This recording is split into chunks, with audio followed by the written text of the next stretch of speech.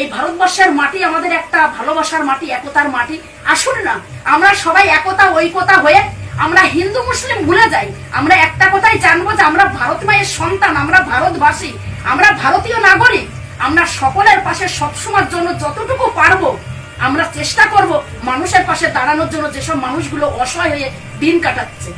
আপনার এতক্ষণ ভিডিওটা দেখলেন, এখন বলুন আমি এই দিদিভাইকে সমর্থন জানাবো, এই দিদিভাইয়ের বক্তব্যকে সমর্থন জানাবো, হ্যাঁ কি না? আপনারাই বিচার করে বলুন। তবে আমার যে মত, এই দিদিভাই বা এই ধরনের চিন্তাভাবনা যাদের মস্তিষ্কে আছে সমগ্র ভারতবর্ষে, এই ধরনের চিন্তাভাবনা সমগ্র ভারতবর্ষে যাদের মস্তিষ্কে আছে তাদেরকে দুটো স্থানে দৈনন্দিন জীবন একটি বছর কাটাতে বলবো। যদি সেটা পরিবর্তন হয়ে যায় তাহলে আপনার কথার আমি সহমত পোষণ করব, আর যদি না হয় অন্যথায় তাহলে এই ভুল চিন্তাভাবনা নিয়ে বেঁচে না থেকে আগামী প্রজন্ম অর্থাৎ আপনার ঘরেও যে খুদে সন্তান আসবে তাদেরকে সঠিক পথ দেখান, আর কম করে দুটো করে বাচ্চা তৈরি করুন, দুটো করে বাচ্চা জন্ম দিন, ছেলে হোক অথবা মেয়ে। এখন কি একটা হচ্ছে, আমি মুসলিম বলবো না। আপনি আমাদের পার্শ্ববর্তী বিভিন্ন রাজ্য আছে, বিহার আছে, উড়িষ্যা আছে, আপনি বাঙালি সম্প্রদায়ের মধ্যে না থেকে আপনি ওই সম্প্রদায়ের মধ্যে একটি বছর একা, আপনার পরিবার নিয়ে, আপনার পাশে কোনো বাঙালি থাকবে না, একা দৈনন্দিন জীবনে বেঁচে থেকে, কর্মজীবনে বেঁচে থেকে বেরিয়ে আসুন একটি বছর। আর একটি বছর যেখানে শুয়োর চাষ হয়, শুয়োর, ভালো করে মন দিয়ে বলতে শুনে নিন, যেখানে শুয়োর চাষ হয় সেখানে একটি বছর থেকে আসুন। আপনাকেও বলছি এবং আপনার মতন যাদের চিন্তা ভাবনা আছে তাদেরকেও বলছি, দেখুন শুয়োর গু খাওয়া ছাড়তে পারে নাকি। শুয়োরের প্রধান খাদ্য হচ্ছে গু। সে দেখুন আপনার শরীরের যে বর্জ্য পদার্থটা সে খাওয়া ছেড়ে দিতে পারে কি না। আমি কিন্তু খুব প্রচণ্ড স্পষ্টবাদী, আমি যুক্তির ধারধারি, তর্কের ধারধারি না। আমি ভালো যেরকম বাঁচতে পারি ততটাই উগ্রভাবে বাঁচতে পারি, উগ্র সংবাদ সমাজকে দিতে পারি, দুটো জিনিসই আমি পারি।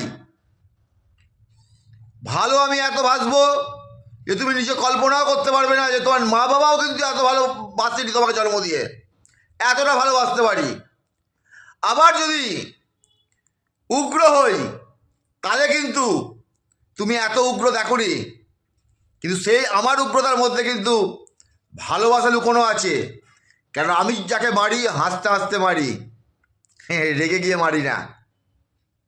অর্থাৎ শুয়োরে কোনোদিন গু খাওয়া ছাড়তে পারবে না। আর যারা উগ্রবাদী তাদের ভালো মিষ্টি কথা তাদের কানে ঢুকবে না। তার কারণ তারা হচ্ছে মেন্টালিভাবে ডিসকানেক্ট। যারা উগ্রবাদী তারা মেন্টালিভাবে ডিসকানেক্ট।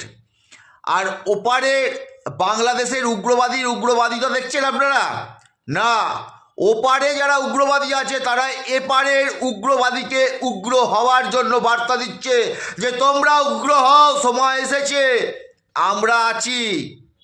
অর্থাৎ এপার আর ওপার মধ্যিখানে কোথাও বেড়াজাল আছে, কোথাও বেড়াজাল নেই, কিন্তু মিলেমিশে একাকার। এই যে এসআইআর হয়েছে, এ দেশের কি আইন হয়েছে আমি এত শত জানি না।